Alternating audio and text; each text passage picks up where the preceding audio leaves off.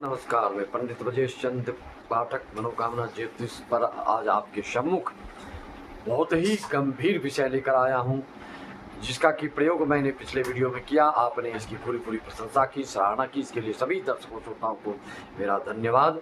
और आज का जो एपिसोड है, जो वीडियो प्रस्तुत कर रहा हूं, वह बिल्कुल सार गर्भित है, अचंभित करने वाली जानकारी है।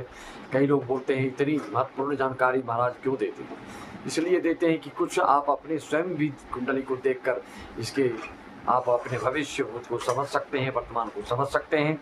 ऋषि मुनि की कृपा, अनुकंपा इस मृत्यु लोक पर मानव जीवन के लिए कितनी बड़ी बड़ी उन्होंने चीज़ आप लोग के लिए दी है, मानव जीवन के लिए दी है। और इस पर जो विश्वास श्रद्धा नहीं रखता है, समझ जाइए वो मानव नहीं, वो पशुतुल्य जीवन जी रहा है। जो संत ऋषि मुनि गण मंत्र तंत्र पर विश्वास नहीं करता है, वह देखने में शरीर धारण किए हुए मनुष्य दिखता है, लेकिन वह पशुवत से भी गया गुजरा माना जाएगा। मित्रों, आज बिल्कुल सारगर्भित, महत्वपूर्ण, बहुत ही रोचक, जो कि अपनी कुंडली निकाल करके आप तुरंत देखेंगे, तुरंत आपको इसकी सटीकता का अंदाजा लग जाएगा। यह वीडियो आपके लिए कितना सकारात्मक और भविष्य बताने वाला है।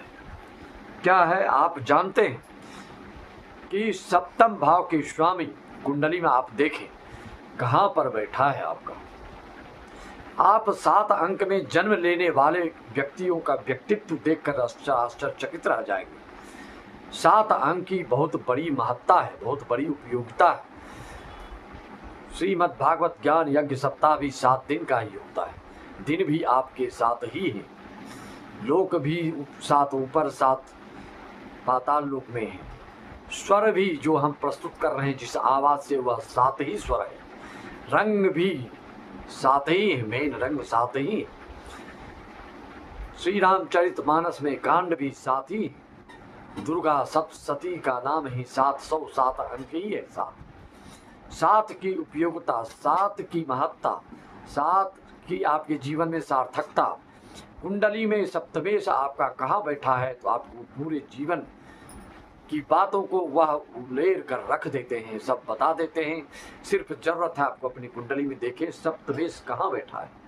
उदाहरणार्थ, अगर सप्तम भाव का स्वामी अगर लग्न में बैठा है जिस जातक को, उसको क्या क्या फल मिलता है, शारीरिक रूप से, आर्थिक रूप से, मानसिक रूप से, पारिवारिक रूप से, कुटुंबीय रूप से, हर दृष्टिकोण से उस पर मैं प्रकाश डालने जा रहा हूं।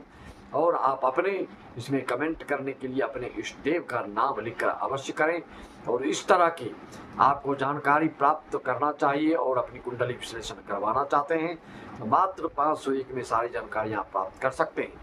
लेकिन इस तरह की सार गर्भित जानकारी PDF या हस्तलिखित आप चाहते हैं तो 3100 देकर आप इसको 1 सप्ताह में प्राप्त कर सकते हैं। मित्रों, आगे बढ़ते हैं। सप्तम भाव का स्वामी अगर ऐसे जातक के लग्न में बैठ जाए, प्रथम भाव में बैठ जाए, चाहे वह आपका किसी भी लग्न राशि का हो, लेकिन सप्तम भाव का स्वामी अगर प्रथम भाव में लग्न में बैठता है तो जातक को क्या फल मिलता है उसके बारे में कहने जा रहा हूँ, बताने जा रहा हूँ। ऐसा जातक चतुर, चालाक, बुद्धिमान, विवेकवान होता है, लेकिन थोड़ा स्वार्थी होता है।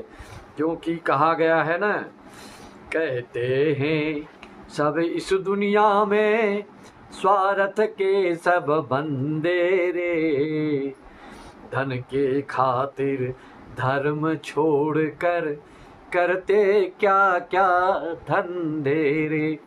ऐसा होना नहीं चाहिए। स्वार्थ के बस तो सभी हैं, लेकिन स्वार्थ में अपने धर्म को छोड़ना और किसी के प्रति गद्दारी करना, किसी की उपेक्षा करना, यह स्वार्थ बिल्कुल है और इसकी निंदा करनी चाहिए। लेकिन बिना स्वार्थ के कोई काम सिद्ध किसी का नहीं होता है। सब अपने अपने स्वार्थ बस करते हैं, लेकिन उसकी सीमा होनी चाहिए। कहते हैं ना, काम की भी जरूरत है, क्रोध की भी जरूरत है, लोभ की भी जरूरत है, मद की भी जरूरत है, लेकिन उसकी सीमा है। कहाँ पर क्रोध करना? चोर, उचंगे, डकैत, लफंगे को पुलिस पकड़ के मारती है, अगर ना मारे तो और चोरी, डकैती और अपहरण सब बढ़ जाएगा। इसलिए यहाँ पर क्रोध जायज है। लेकिन अच्छी चीज़ों पर क्रोध करना, माता के ऊपर क्रोध करना, पिता के ऊपर क्रोध करना, गुरुजन के ऊपर क्रोध करना, ये फिर वही क्रोध तो वही है, लेकिन यह क्रोध उचित नहीं कहलाएगा। यह क्रोध आपको बिल्कुल गड्ढे में धकेल के रख देगा। इसलिए कहाँ पर क्या करना, इस चीज़ को आपको ध्यान देना है। तो स्वार्थ का तो पूरा जीवन है। प्रथम भाव में जिसका सप्तमेश रहता है वह कभी कभी ज्ञानियों का भी कद्र नहीं करने वाला भी देखने को मिलता है। वैसे और ग्रहों को देखने के लिए पूरी पूरी बातों को बिल्कुल शत प्रतिशत बताई जा सकती है। अभी सिर्फ सप्तम भाव के प्रथम भाव बनाने के आपको फलादेश बता रहा हूँ। ऐसे जातक की शादी कहीं परिचित लड़की के यहाँ होती है, चाहे आपके सगे संबंधी कोई उसमें मीडिएटर बन के करे, ऐसा आप देखेंगे जिसके भी सप्तमेश लग्न भाव में हो। और ऐसे लोगों के पास शिक्षक, मेंटर और बड़े बड़े व्यवसायी लोग मिलने आते हैं मार्गदर्शन लेने के लिए।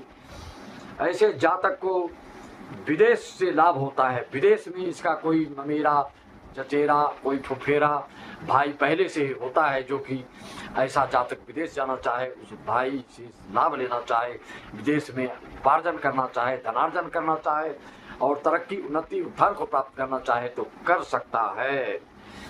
और पैसे भाइयों से आपको विदेश में सहायता, सहयोग, मदद मिलती है। ऐसे जातक के जो दूसरे पुत्र होते हैं वह बड़े भाई, बहन, पुत्र आदि उनके दीर्घायु, लंबी आयु वाले होते हैं। प्रथम भाव में सप्तमेश को रहने से ऐसे जातक को अपनी माता से आकूत धन संपदा मिलने का योग बनाता है और ऐसा जातक सुखपूर्वक ऐश्वर्य वैभव से परिपूर्ण जीवन व्यतीत करने वाला होता है। अगर पीड़ित ना हो तो पीड़ित होगा, फिर फलादेश में अंतर आ जाएगा। ऐसा जातक थोड़ा सांसारिक स्वभाव का हो सकता है, भौतिकवादी हो सकता है और ग्रह गोचर को देखने से बिल्कुल सटीक जानकारी आपको मिल सकती है। और इस तरह से आप देख रहे हैं कि अगर सप्तमेश पीड़ित होकर लग्न भाव में हो तो ऐसे जातक को आचरणहीन भी बना सकता है। आपकी कुंडली में कैसा क्या योग है, इसको आप अपनी कुंडली में देखकर तुरंत कमेंट करें। और हमारे चैनल पर जो भी वीडियो अपलोड हम करते हैं और आप लोग लाइक, शेयर, सब्सक्राइब करते हैं, इसके लिए सभी श्रोताओं, दर्शकों को बहुत बहुत धन्यवाद। सबको नमन, वंदन। इसी तरह की जानकारी आपको प्राप्त चाहिए, आपके में कौन सी भाव के स्वामी कहाँ बैठे हैं, उसकी पूरी जानकारी आपके, चाहे नौकरी, पेशा, उद्योग, धंधा, आर्थिक, परमार्थिक और देश विदेश से आयात निर्यात, शारीरिक गतिविधि आदि जो भी जानना चाहते हैं सब प्राप्त कर सकते हैं। ऑनलाइन पूजा तक कराना चाहते हैं करा सकते हैं।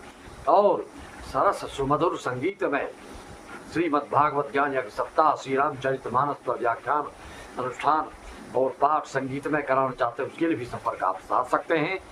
सबको मेरा इसी वाणी के साथ अपनी वाणी को विराम देते हुए सबको राम राम, जय श्याम, ओम नमः शिवाय, हरिओम तत्सत। सत्य का जय सच्चिदानंद, जय महाकाली, जय महाशक्ति, जय महालक्ष्मी।